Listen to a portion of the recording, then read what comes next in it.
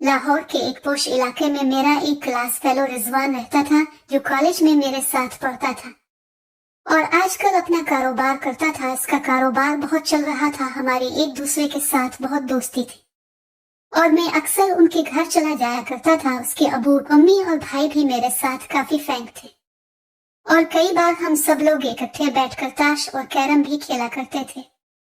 वैसे तो घर का माहौल इतना एडवांस नहीं था, लेकिन इसकी बहन साजिदा, जिसको सब घर वाले चंदा कहकर पुकारते थे, इस वक्त इसकी उम्र 16-17 बरस के करीब होगी और मैं इस वक्त तकरीबन 28 साल की उम्र का था। उम्र में मुझसे काफी छोटी होने की वजह से भी आजादी के साथ मेरे सामने आ जाती थी और किसी किस्म की हिचकिचाहट महसूस नहीं करती थी। वो रिजवान की तरह मुझे भी भाईजान ही कहा करती थी। वैसे भी मैं उनके घर काफी अरसा से आ जा रहा था, जिसकी वजह से मैं उनका फैमिली फ्रेंड बन चुका था। चंदा सांवले रंग और तीखे नए निकश वाली समाज सी लड़की थी। मैंने कभी उसके साथ कुछ करने का दिल में भी नहीं सोचा था, इसलिए कभी इसके किसी चीज पर कभी गौर नहीं किया था। वैसे भी मेरी मौजूदगी में वो चादर ओढ़ कर रखती थी। ये कोई 4 साल पहले का वाकया है, जब मुझे दोपहर के वक्त रिजवान का फोन आया। उसने मुझे फौरी तौर पर रेस कोर्स पार्क में मिलने के लिए कहा। मैंने फौरी तौर पर गाड़ी निकाली और इससे मिलने के लिए रेस कोर्स पार्क चला गया, जहां वो पहले से मौजूद था। उसने मुझे बताया कि इसके खिलाफ पुलिस ने कत्ल का एक मुकदमा दर्ज किया है और इस ढूंढ रही है, लेकिन इसका इस कत्ल से कोई भी वास्ता नहीं है। गुज़िश्ता रात पुलिस ने इसके घर पर छापा मारा, ताहम वो फरार हो गया, लेकिन पुलिस ने इसके वालिद और छोटे भाई को पकड़ लिया है। अब घर में वालिदा और छोटी बहन है, जिनकी वजह से मैं बहुत परेशान हूँ। अम्मी तो बीमार हैं और कोई काम भी नहीं कर सकती, जबकि छोटी बहन भी बहुत घबराई हुई है। उसने मुझे कहा कि मैं उसके घर चक्कर लगा है और उनको तसल्ली दूं। मैंने इससे वादा किया कि मैं आज ही उनके घर जाएगा। उसने मजीद कहा कि मुझे कुछ पैसे चाहिए। मैंने उसको एटीएम मशीन से 20,000 रुपए निकलवा कर दिए और खुद गाड़ी पर बैठकर उसके घर चला गया। चंदा ने दरवाजा खोला और मुझे ड्राइंग रूम में ले आई, जहां उसकी वालिदा भी आ गई। दोनों बहुत घबराई हुई थी।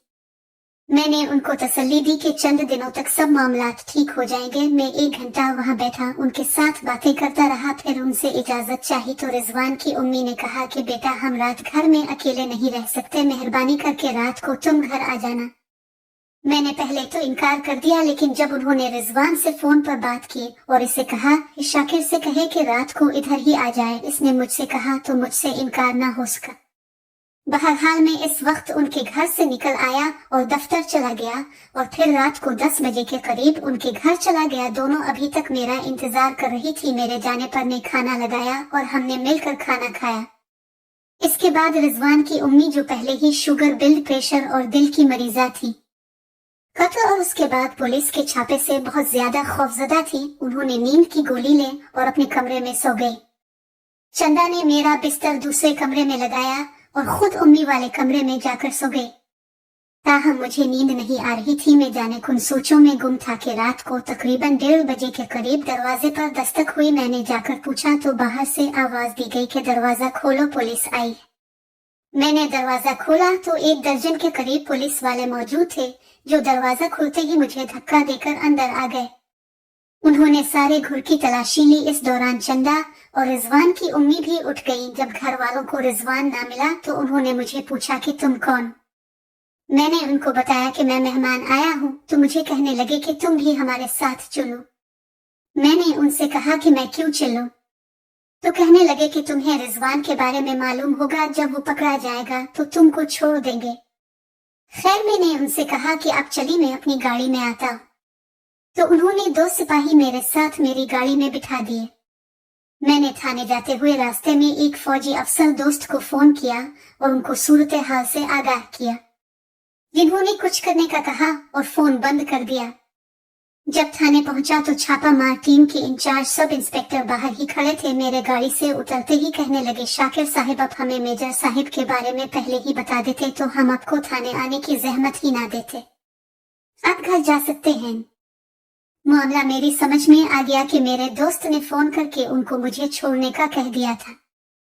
खैर, वापसी पर मैंने दोस्त को फोन करके उनका शुक्रिया अदा किया और रिजवान के घर चला गया।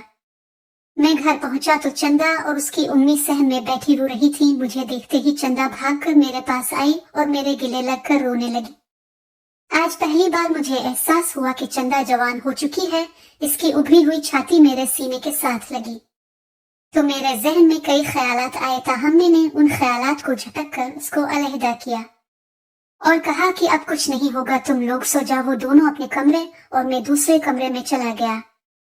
खैर ये रात मैंने जाग कर गुजारी और सुबह नाश्ता करके दफ्तर चला गया और शाम को अपने घर जाकर कपड़े चेंज करके टीवी देखने बैठ गया। मेरे जहन में था कि मुझे सिर्फ एक दिन के लिए रिजवान के घर जाना था, सो मैं चला गया। अब मैं अपने ही घर में रहूंगा।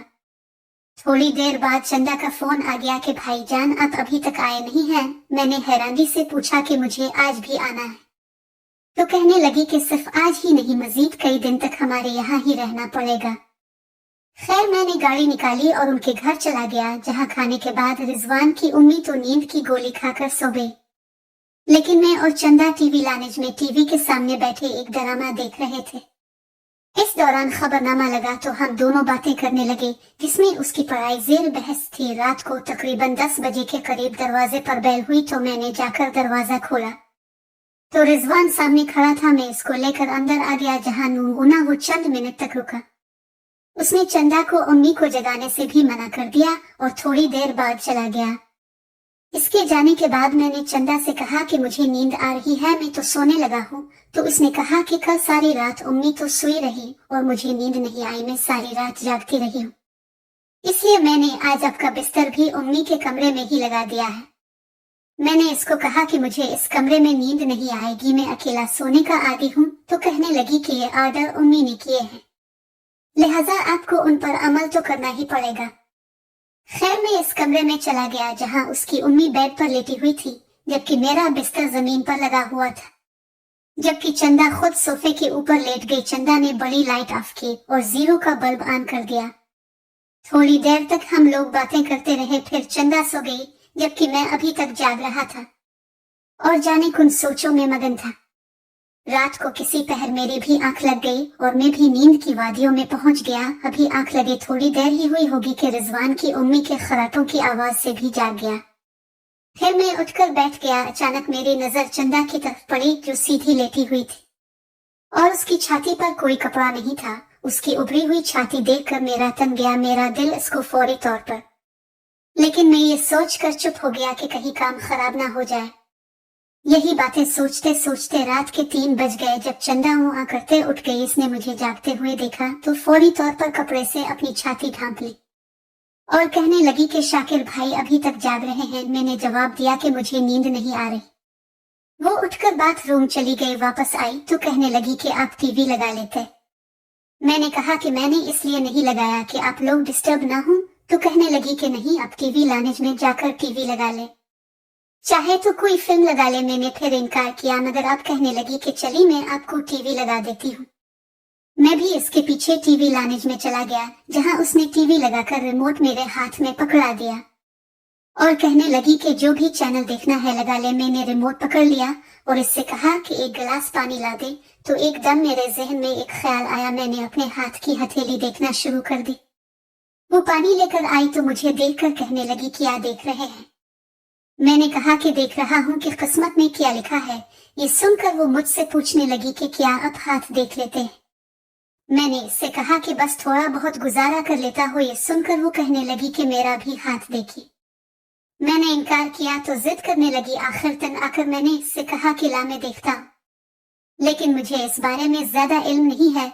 तो वो फौरी तौर पर मेरे पास सोफे पर आकर बैठ गई।